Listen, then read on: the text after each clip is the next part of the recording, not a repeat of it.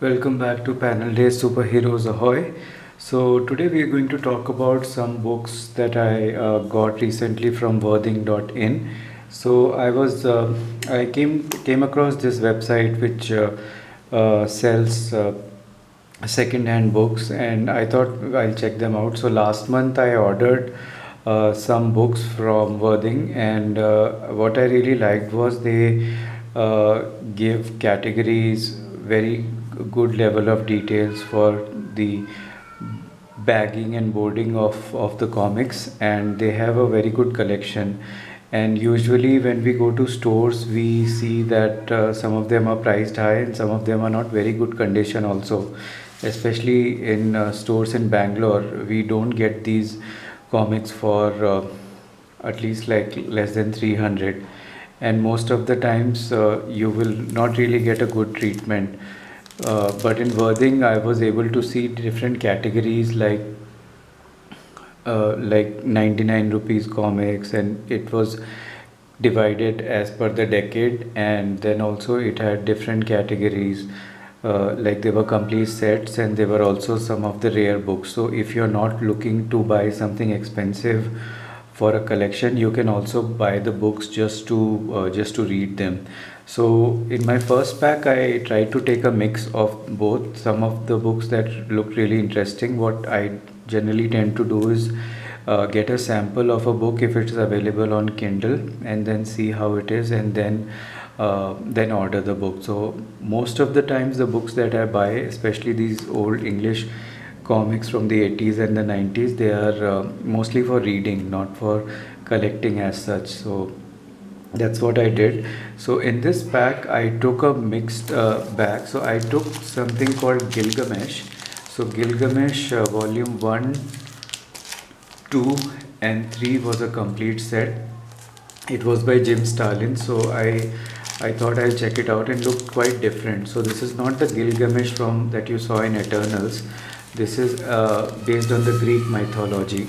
So let me tell you a little bit about Gilgamesh. So it is basically a story about someone who comes from a different planet, and uh, this is like there is it's basically a corporate satire. So fish out of water, and it basically satires some superheroes stories also, but it's mostly very dark and cynical. So there is a lot of, if you read lot of books from Image or Dark Horse, or the books of Grant Morrison, Alan Moore, so this has similar kind of themes. It also tells the story of the Greek tragedy of Gilgamesh. So you can read about it, and there is three parts. So like I said, the first part is called A Mad New World, second is called Land of the Night Shadow, and Twilight Blood. So though the premise sounds rather dark, it's not really that dark. There's a lot of humor, there's a lot of dark humor. There is also a corporate head, and there's a lot of jokes about corporate that come ring true up to till this day.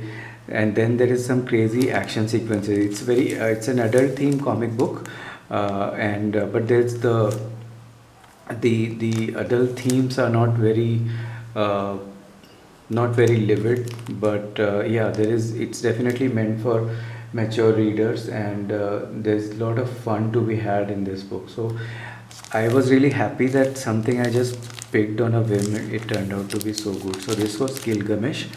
Then these are some older books. This I just wanted to show you what I don't know why I have two copies of this. So Warlocks, I have this habit of picking up books when I go to stores like Blossoms in Bangalore. So I am really fond of these old style comic books because they have these really good ads in them. There's a lot of nice ads, and you also get to know about what was happening in the world at that time. You know, what shows, video games, what titles. So, and then of course the art. So art is a big pull for me. But yeah, sometimes I do like to pick some of these titles. So this is very typical uh, 80s kind of art and comic. This is actually early 90s. So yeah. Warlock. Then coming to some more books.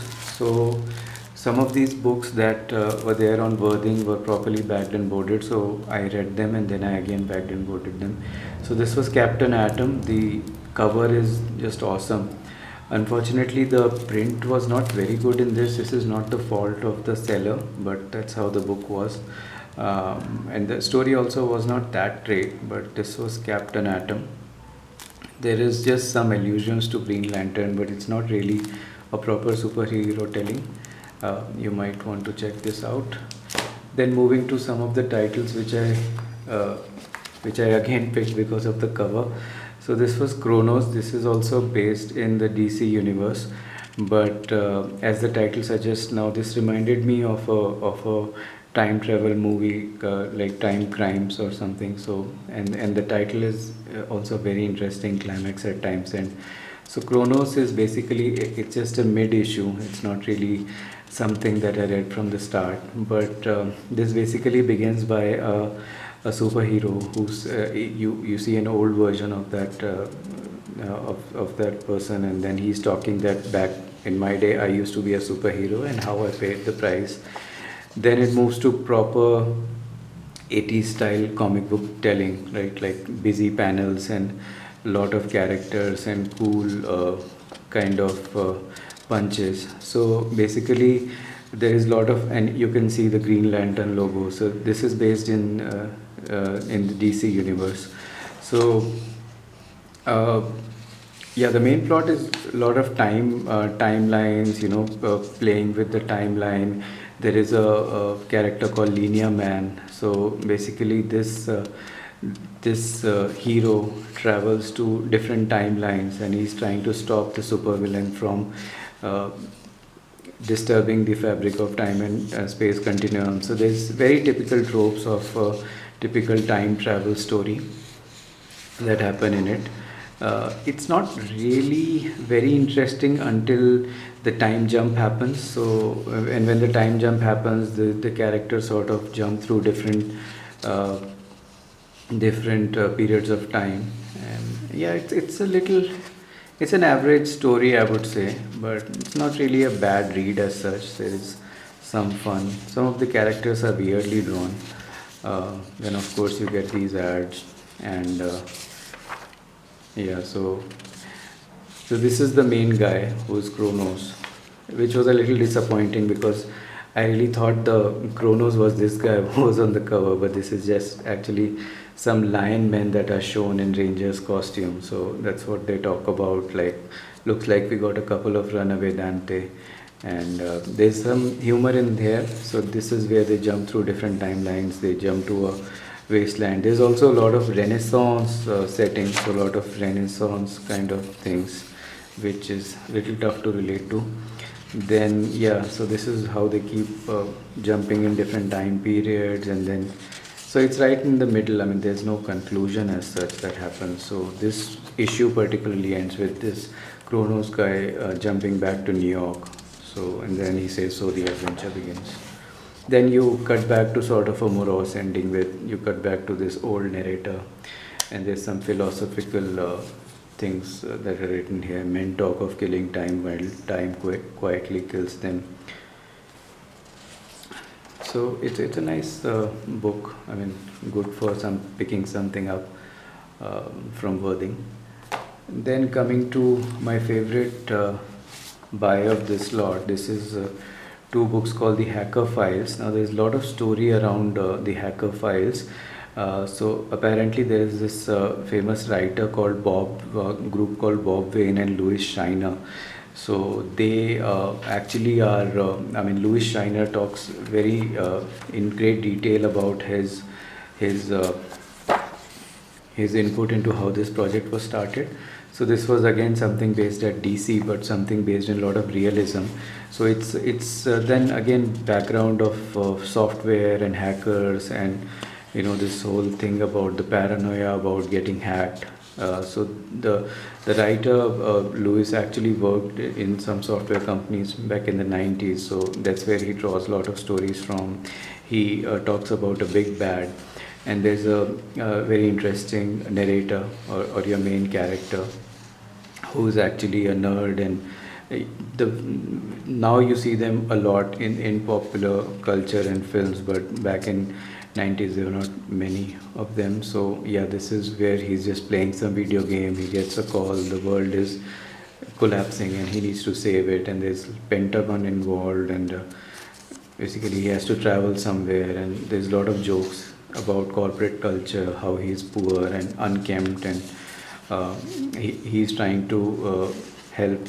So there's a corporation talked about called Digitronics, and yeah, it's not a superhero based story, but it's a very typical, I would say, science fiction action and science fiction comedy kind of thing. So there's a time jump, no, not time jump, it's actually a projection of his brain where he's talking about circuits, and there's a lot of technical jargons and lingos also. So if you're into software, you will be able to relate to it. Like, and it's not very derivative. They just talk about things as they are. So I was reminded of Silicon Valley at times. And there's actual codes here, and there is the writer also talks about how the art was very nicely done. So this actually was a find, this book. I was really happy because there's so much of takeaways here. I mean, this automaton that is built, this was also built using a software program. The writer talks about that, and many of these are actually taken from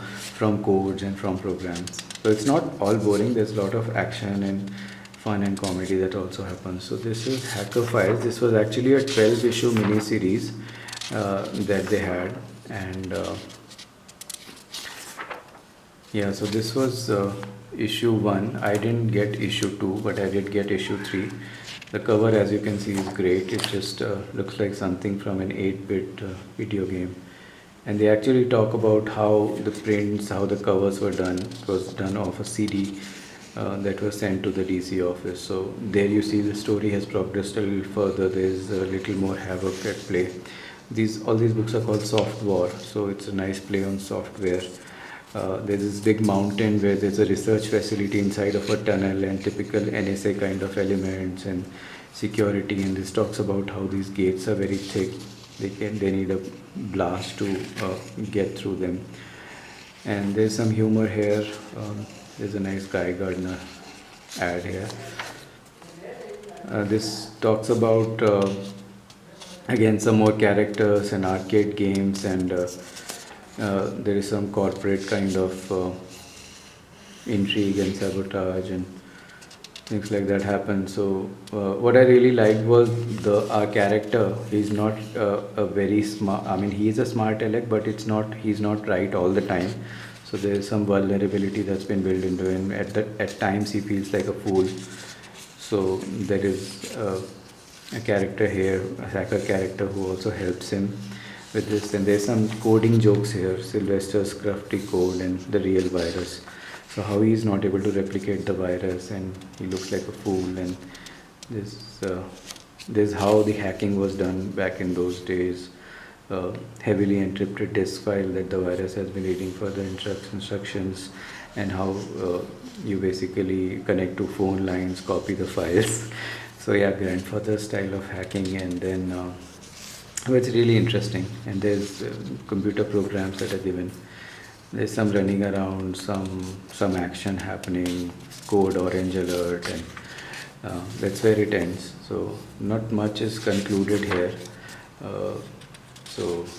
And then there's something like Sin Back that is talked about. It's nice side of Batman Azrael. So yeah, obviously as the world is coming to end, there's talk about nuclear bomb and government being involved, and in the end you just see again a computer program, Digitronics. So it's quite intriguing. Yeah, you see a nice ad for. The good part about these books is sometimes I see ads and I've never heard about those books, so I go back and check those out. This is something I've heard about though, Def Leppard. So this was a small set of books I had received from Worthing. Worthing.in, do check them out, and thanks for watching Panel Days. Stay tuned for more.